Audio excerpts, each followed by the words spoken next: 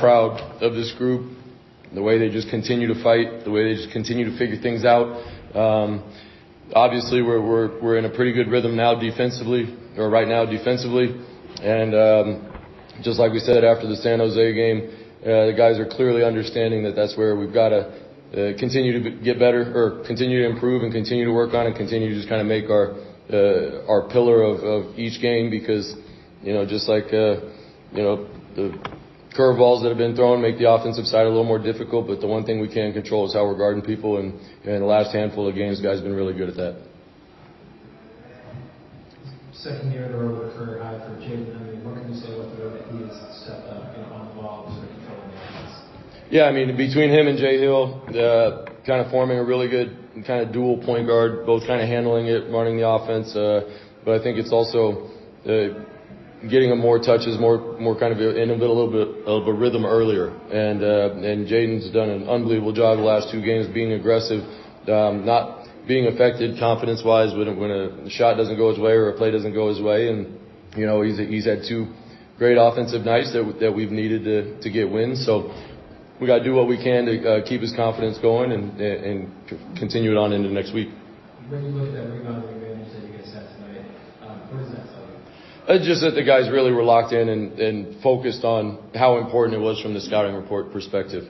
Not giving them multiple looks, doing the best that we possibly could to make each shot as difficult as possible, but not allowing them to have another crack at it.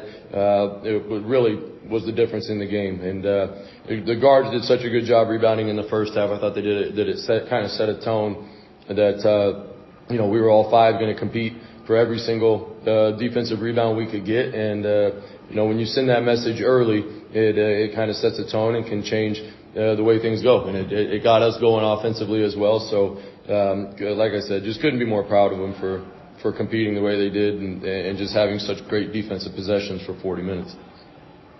Looks like that was your first ever. It was. You saw that? In the first half, the players in here before said that kind of inserted some energy to the team. I'm just curious kind of what happened. I think I startled him. He said I was too far on the floor. I mean, Randy reffed when I played. He's reffed for a long time. I've known him forever. I haven't seen it yet. If he says I was too far out on the floor, I believe him. Because he's a great ref, great guy. But I wish I could tell you some story about how it was profanity laced, and I really got my 2 cents in and just made him feel terrible.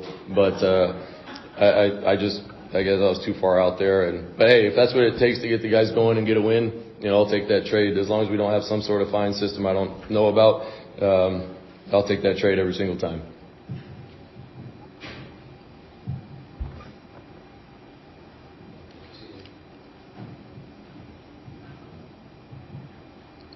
Hey Coach, so Kobe Sanders, 30 points tonight, just in a loss like that, just for him to produce offensively. I'm wondering what you saw from him for the Wolfpack.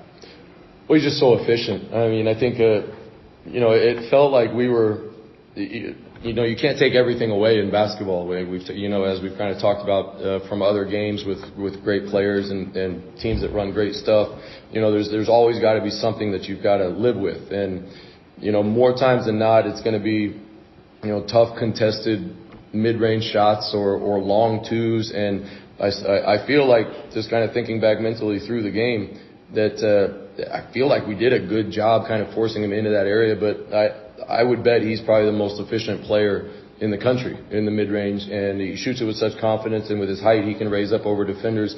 Because I feel like, again, I felt like a lot of times we felt like the result was going to be good, and he would make the shot or draw a foul. And He's such a good player, so talented, especially at his size. It creates a lot of problems that you have to talk about and address. And but like I said, it's kind of one of those things. You can't take everything away. And but I still think the guys competed really well against him. Obviously, we don't want to give anybody 10 free throw attempts, especially a scorer like him, to possibly get him going. But all in all, I think I'm going to go back and watch the film and still be probably more than okay with a lot of the shots that he took. It's you just got to make them as tough as possible with a player as good as he is.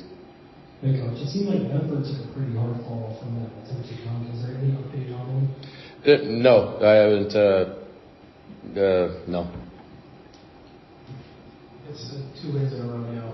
Without DJ Thomas, can you feel some sort of confidence building with the team, some kind of momentum among the 7 guys who are out there now?